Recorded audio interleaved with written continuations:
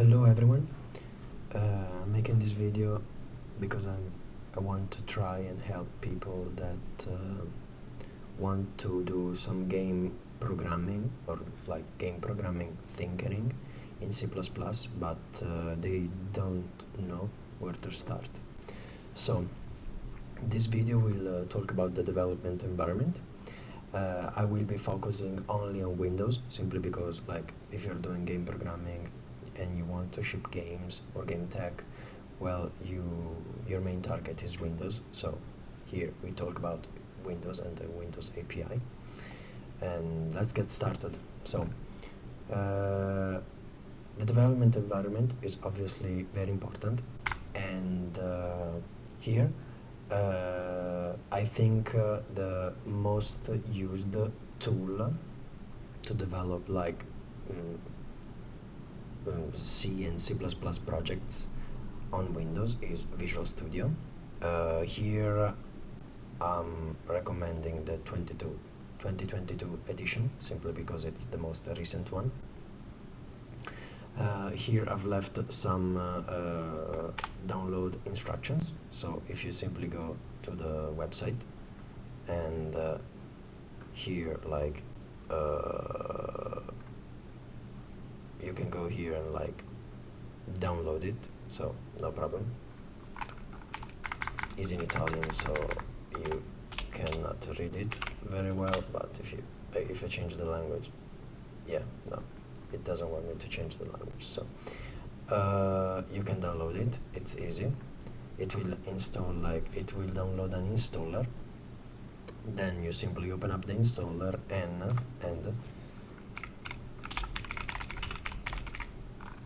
when the installer like opens up, it will show you something like this. Okay, so workloads, individual components, whatever. What you really care about is the desktop development with C++, basically. That's all you care about. Now, obviously choose the community edition, it's free, and then like select the desktop development with C++ workload and finish the installation. Now we want to create like a test project to see how things work, and usually like here I also present my kind of setup, the setup that I use when I want to do some like game programming.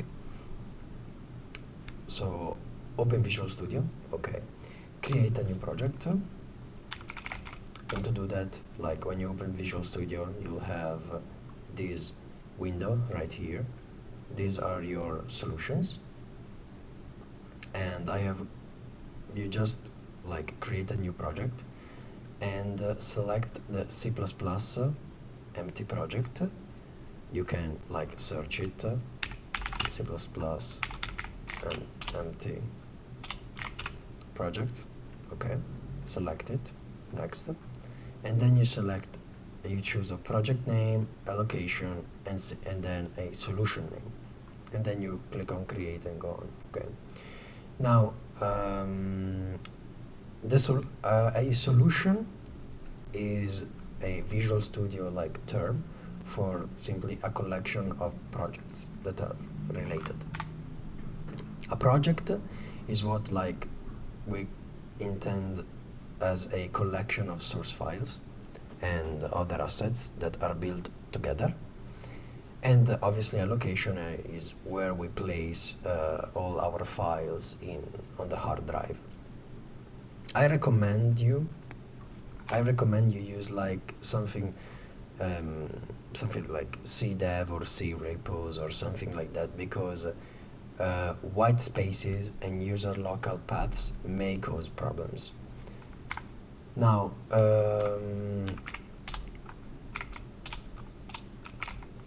let me open up Visual Studio here. Let me go on this simple project that I've created for demonstration. Here we navigate our project, our solution, using the Solution Explorer, and I always toggle this Show All Files. I do this because by default, Visual Studio doesn't, the Solution Explorer doesn't mimic the project directory structure. And this is very confusing. So I simply enable this. If I do this, this is the default. And it doesn't really make sense, okay? Because it's not the directory structure. It's not how our directory looks like. Here, I click show all files and it shows me like the directory structure. And if I open like in the file explorer, you'll see it's the same. Include whatever. Like you can easily see it. Now,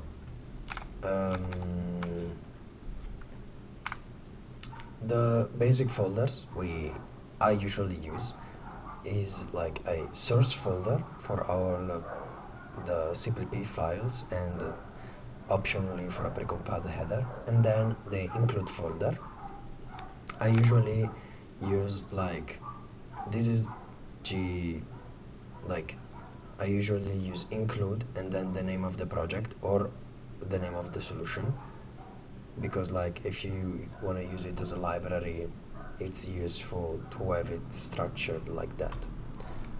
But do whatever you want, like that's just how I do things, and I've seen like that it works quite well, and a lot of projects do this. Like it's not my convention, it's something that a lot of projects do. For example, SDL does that, GLFW does that, and I bet a lot of other projects do that. Now, properties. Properties are very important for like when working with using Visual Studio. We can edit like the project properties by right clicking on our project in the Solution Explorer and selecting properties, which is something like this. Like you go here, the project, and then properties, and this is like the property panel for the project. Now, properties are for us like a user-friendly interface with the MSVC compiler and also linker, and also like the build tool, the Microsoft like build tool. And when editing properties, it's something that I usually make mistakes, is make sure to select the right configuration and platform. What does it mean? It means when you go here, you open the properties, you browse around, and you want to change, basically you want to add an additional include directory, okay? When you do it, please be sure to like be sure to edit the right configuration, because we have debug, release configurations, and then you have like different configurations per platform. So usually what you want to do is all configurations, and here I only have one platform, so I don't care. But if you have more than one platform, you can simply select all platforms. Yeah, and yeah, the most important properties for us are like general, advanced, debugging, C++, and linker. How properties work? This is important because it's not really trivial how properties are actually handled by Visual Studio. Our project, as we've seen, has properties, but also our CPP files have properties, and also our header files have other properties. Like here, we can edit properties of the project, but we can also edit properties locally for a single C++ file. And as you can see, we don't have all the properties. We have a subset of properties, but we can still edit like these properties that are local to the file, okay? So we set properties on a project, and these properties will be inherited by all files that belong to the project. and then we can override the value inherited by a file by setting it manually ourselves. Okay, if we have a lot of projects in our solution, we can use like something called property sheets, which simply define a set of properties with their values, and you can like choose to use one or more property sheets to inherit from them. I won't be spending time here on this subject, but you can look at the Microsoft documentation for details. Now, what I usually do when I open up a new project, a new like C++ project, first and foremost, I disable the 32-bit build, simply because we usually want to target just the 64-bit build. We don't care about 32-bit because it can access only up to like 4 gigs of RAM or something like that, you know. And how do you do it? Well, you go on the configuration manager, you go on edit, you go on something here and say remove, okay, and then you also have to remove it by project, also in the same way. And I've left here the details. Then I change the default output and intermediate directories. The default folder for temporary build files is inside the project folder, and this is like annoying because I use this show all files flag. So I would have like some temporary build files here, and it's not really like clean, and it's annoying. So what I do is simply have a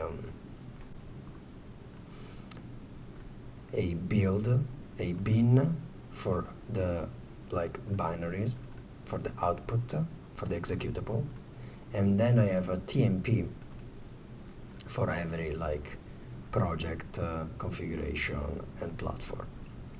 And these bin and TMP are like folders in the root of our solution, not in the project, okay, not in the project directory.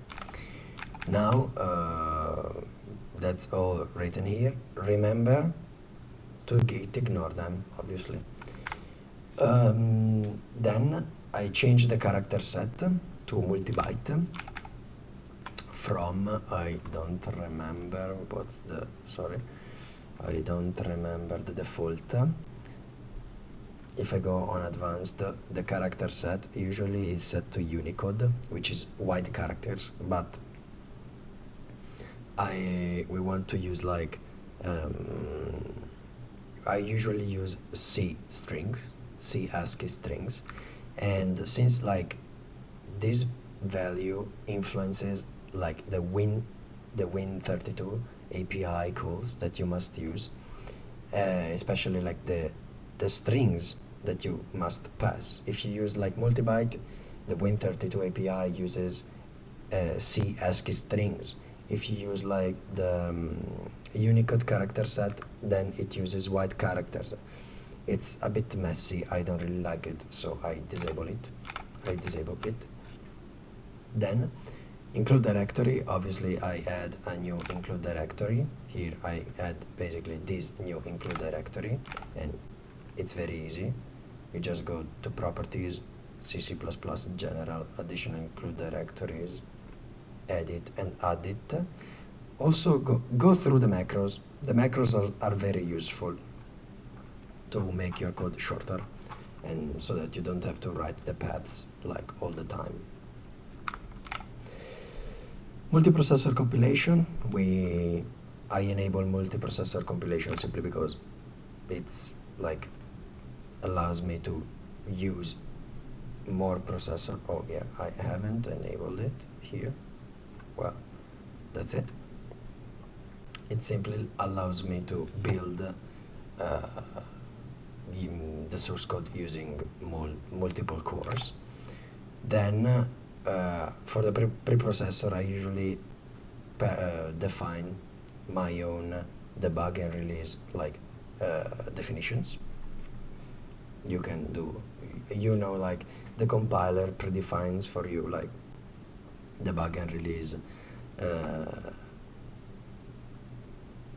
definitions, but I mean, I generally like to have my own. Then runtime libraries, this is important. Like, you have two choices basically. You can generate, we can use the DLL and the static runtime libraries. If you use the a DLL, when you ship a program, the machine on which you install it must also have the DLL you are looking for. So you must also ship the DLL. If you don't use the DLL but the static runtime libraries, then you simply, when you build your executable, you statically link your the runtime libraries, so they are shipped with your executable. You don't need to install anything basically. And here you must use like a debug and a release version basically. For the debug you have multi-threaded debug, and for the release you have multi-threaded. Now floating point model, I simply use fast, simply because in game programming usually we don't really care about accuracy that much. And then I use the Windows subsystem instead of the console subsystem. The console subsystem is the default, but I use the Windows. Why? Simply because the console, when you use the console subsystem, what happens is that when you run your program opens up a console. Okay. Usually when you play your game, it doesn't open up a console. It opens up just a window. So, and in order to do that, like you must use the Windows subsystem instead of the console subsystem. Basically, that's it. And when you use, and we'll see later, something related to the Windows subsystem. Precompile headers, for those who you don't know, precompiled headers basically speed up your C++ compile time, and as you will see if you spend some time game programming in C++, as soon as you add some libraries, as soon as you use a bit of the standard C++ libraries, your compile time will start to grow to up to 1 minute or more, and it's annoying, especially if you want to if you want a fast iteration loop when you develop. Okay, so you can use precompiled headers to basically speed up the compilation time. How does it work? Well, basically you collect all the headers that you use the most into and that you don't change often, into a header file that will be precompiled to an intermediate representation that is faster to process by the compiler. Okay, so you'll have faster compile times, and this intermediate representation will be cached for later builds, basically. How does it work? Well, very simple. Here, properties, C++, precompiled headers, use, and then you must choose a precompiled header file name. For me, it's pch.h. Nothing really difficult. And basically, in the source folder, we create a pch.h and a pch.cpp files. Okay, like this. And in the pch.cpp file, we simply include the PCH, and in the PCH.h we collect the headers that we use, basically. Then in the pch.cpp file we go to properties, precompiled headers, and we select create. Okay, this is the file used for creating the precompiled header. We have to include pch.h at the start of every C++ file that we've set to use a precompiled header, that we've set to use like our precompiled header as a precompiled header. If we don't do so, like, the compilation will fail, basically. If we don't want, for some C++ files, we may not want to use a precompiled header, we simply say properties, precompiled headers, like not using precompiled headers.